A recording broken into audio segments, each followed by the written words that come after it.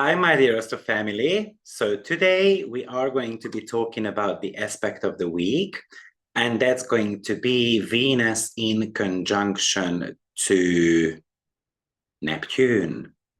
I decided to choose this aspect because I feel like it could be sometimes a little bit problematic if we are not dealing with this well. And on top of that, this conjunction is going to be taking place on 28th degree. And that conjunction is extremely close to a fixed star called Shiat. So I'm going to break this down for you. This aspect is happening on the 4th of April. And if you would like to get a little bit more personalized report, then I recommend joining my YouTube membership program, where you will get 10 additional videos a month, and I break down the aspects of the week for each rising sign, and you get additional supportive materials also. So let's see what this might be talking to us about. We're going to talk a little bit more about psychology as well today, because it has got a lot of psychological aspect to it also. So Venus in conjunction to Neptune, that's the topic of ourselves. So first of all, Venus rules two signs, and that's going to be Taurus and Libra. And Neptune would be the modern ruler of Pisces. So when you start looking at the connection between Taurus and Pisces, we've got a natural sextile going on there. But when we look at Libra and Pisces, it's a natural quincunx. By the way, I have just made a webinar about quincunxes. So if you're curious about that, check it out. But remember, every planet has got their psychological needs, the way they function psychologically. And Venus has got Taurus and Libra needs. And Taurus is about the set of attachment, security, and self-soothing. And Libra is about the need to have intimacy, balance, harmony in our life, but also it is concerned about beauty or partnership. And Venus wants to stabilize something, to connect, to secure, to relate to someone, or to have certain type of possessions as well at the same time. Now, Neptune is thriving to find unity, and it transcends things. It dilutes things. It also washes things away from us. So somehow we've got a planet of personal love and the planet of divine love coming together. Venus is the lower octave of Neptune, and Neptune can play a very significant role in our love life. And actually, I'm planning to do a webinar about Neptune as the planet of love and how we can work with that. So often what happens with Neptune and Venus, we feel like we have to sacrifice something in order for us to be loved. We can get confused about our love life. We can feel disappointed because maybe someone hasn't followed through their promise. Maybe they told us that they would bring a bunch of flour and then they didn't. And then we are upset about it. But Pisces is a quiet sign, and it doesn't necessarily express that frustration towards others. Actually, just swallows, and then it's a time bomb at one point. Or this combination could indicate that it's time to let go of a love story in our life. We are extremely sensitive, overly sensitive, actually. So whatever happening at the moment in your life, plus minus 2 days from the 4th of April, just watch out, because it's really easy to get hurt. But also, Pisces is the sign of divine inspiration, divine insight. So we can get a divine insight about something where you want to build a castle, for example. And often in Pisces, we are building these castles in our head.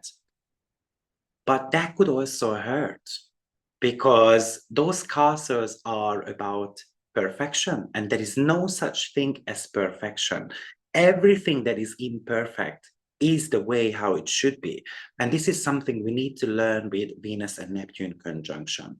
One of the few things that you can do with Venus and Neptune is to be in a quiet space, to do some breathing exercise, to listen to music, to have a hot bath, to decorate that hot bathtub, for example, and then just laying there and contemplating all life. But you can also do some art with this, or just to meditate.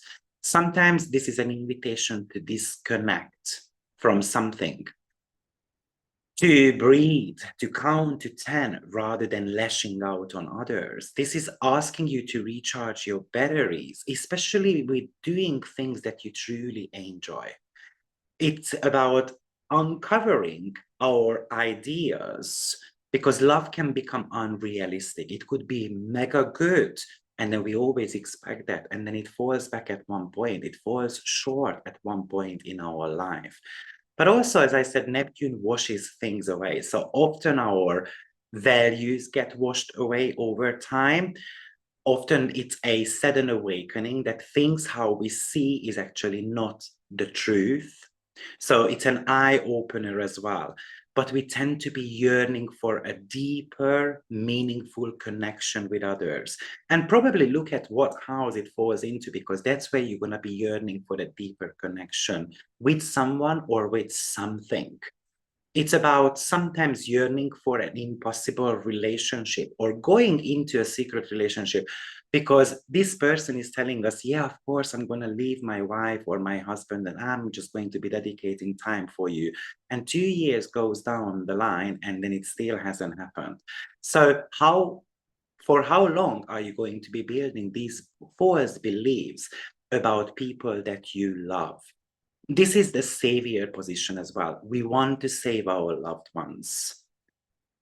The question is, do they want to be saved? The question is, are they asking for your help? Also, often Neptune is the planet of guilt. So we can have this neurotic guilt in love life, feeling humiliated for some reason through the act of loving. Often, actually, Neptune connects to death as well, the loss of someone. So we lose someone we dearly love, and we regret that we could have done something better. We could have saved them. We could have supported them better. And then therefore, it's very difficult to overcome these mixed emotions. I mean, some of the negative ones is that I am going to be meeting someone very significant. We are head over heels. And then it turns out that the person is, let's say, an alcoholic, for example, or a pedophile, or sexually they are intensified, or they are bisexual, or they are already married. It's all about deception. So one of the things that we do need to do with this Venus and Neptune to see things clearly. I mean, nowadays it's one of the favorite, notion to speak about is the twin flames and the soulmate and all those type of things. So that's exactly what the Neptune-Venus combinations talk about. I feel like I have found my twin flame, but it always comes with the need to check reality, and that comes from the fact that Saturn is also in the sign of Pisces. It is asking us to see how real we are. Now, Venus and Neptune also talks to us about compromise formation, which is pretty much about panic attacks, represent like often an attempt to compromise between angry feelings and the fantasies or the fear of abandonment. And therefore, we want to be soothing things out. And we want to be sweeping our fears and those angry feelings under the carpet, because we are not allowed to do that. Also, often with Neptune and Venus, it's kind of like something that is forbidden. It's really inviting. At the same time, I know I shouldn't be doing it, but I cannot resist it. So then I'm just going for it. Neptune also can, with Venus, indicate that I don't deserve any of the Venusian needs, whatever Venus rules in your chart. So, for example, if it rules money, it is the ruler of your second house. I don't deserve money. Or if it rules the seventh house, I don't deserve to be in a happy relationship. But we always want love badly with this. But often we actually refusing to have one. We have got these imaginary lovers, or we have got poor relationship choices. We even can get into promiscuity with Venus and Neptune together, because this is a type of defense against certain type of rejections. We want to see something in others. We believe in them, we have got the faith in them, but actually they are not always what we see. This is about belonging to someone. It's about togetherness. Often it's about falling in love with the idea of love, and then we allow ourselves to be misled. Maybe we fall in love with someone in a foreign country, for example. Often we feel lonely with this aspect as well, because Neptune is hide in a way, it's in kind of like a bedroom type of scenario, dreaming about how Prince Charming is going to come on a white horse and then save us from certain type of situations. Typically with Venus and Neptune, we experience tragic love. Or we get together someone through losses because we share something very similar, something very similar background, for example. Neptune is also about worshipping. So worshipping our loved ones, that we're never going to get separated, for example, or they are a god or a goddess, and they would never do certain type of things to us. And don't get me wrong, this is a very beautiful aspect when it has got the reality touch to it, though. And I would like to mention that. Often I feel like with Neptune and Venus, there is the low self-esteem that is coming into the picture, especially when we are young. Of course, Venus represents money in our chart as well. So when we bring that together with money, then it could represent financial losses or being swindled into fraud, or we go bankrupted with this, or we have got the conception in our head that we don't deserve things, or we are not worthy enough, or we are going to be comparing ourselves with our ideas, like a pop star, and I want to look like them. And then I end up going to the plastic surgeon, and again, we might get disappointed because we don't see our reflection in the truest form. But this aspect is beautiful for dancing, music, surfing, or swimming. You can do these type of activities that can help you promote more self-love as well as joy. It could also talking to you about falling in love with the wounded, the sick, the foreigner, because obviously you are needed there and you can help them overcome their challenges, and then you feel extremely useful. Now, also, I mentioned promiscuity with Neptune and Venus, but also the virginity is coming into the picture as well. So it could become a nun-like person who is devoting their life to a god. But I often see that Neptune and Venus together goes through separation because of death, for example, or intimacy, or some disappointment, or even, unfortunately, someone gets cheated on. Very important to learn in the next 1 week not to have these rose-colored glasses. Now, the good news is that Venus is going to move into the sign of Aries, which is about taking charge over your love life, taking charge of your financial situation, and so forth. So that is, for me, pretty exciting that it happens right at the end of the sign, which is almost something to do with, kind of like endings. So something is ending in our life so that you can start fresh. And that's really, really exciting. Watch out for all these type of scams, by the way. That's really possible that you're going to be receiving these type of emails, or someone is asking you money and this type of stuff. And then unfortunately you fall for it, because often we feel that, you know what, this cannot happen to me. It has never happened to me. And you never know when you are going to be becoming a victim. Another very, very important factor. Now, actually, I would like to mention that this conjunction is happening on a asteroid as well, which is called Orpheus. Now, if you want to be looking at where Orpheus is in your chart, its astrological number is 3361. So Orpheus is so much to do with creativity.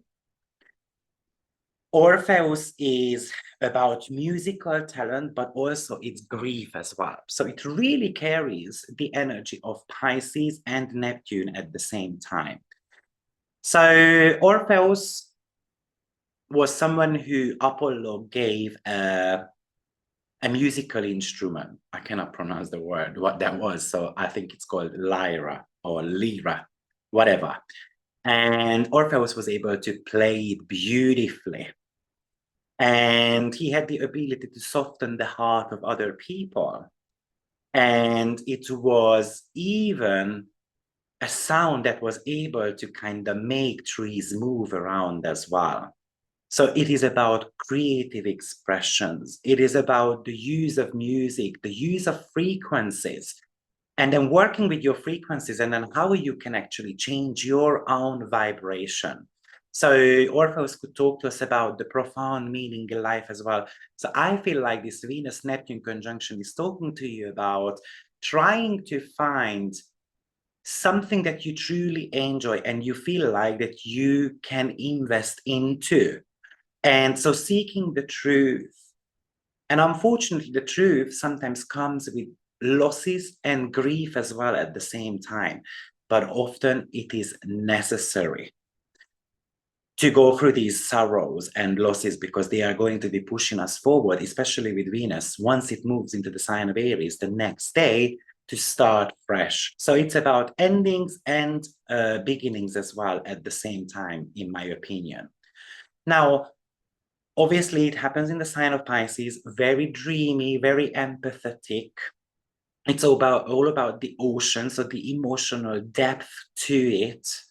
It's kind of like an otherworldly type of experience. So beautiful. It would talk to you about spiritual messages that you are going to be receiving. It's going to be getting into a different spiritual realm. It's about getting in touch with your gifts. Maybe as a prophet, maybe as a musician, maybe anything that has got a creative meaning to you.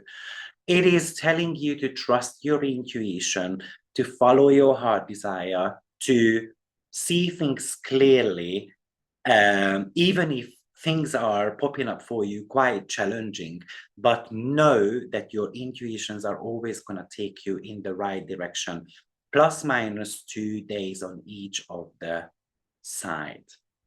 So guys, this is my brief weekly energy pattern reading for you. I hope you loved it. And then if you did, please subscribe, share the video with others, press the notification bell so you do not miss any of my valuable videos. These videos are usually teaching videos. It has got teaching purposes, especially if you are very keen to learn more about astrology. So have a good one, everyone, and I will see you soon. Bye-bye.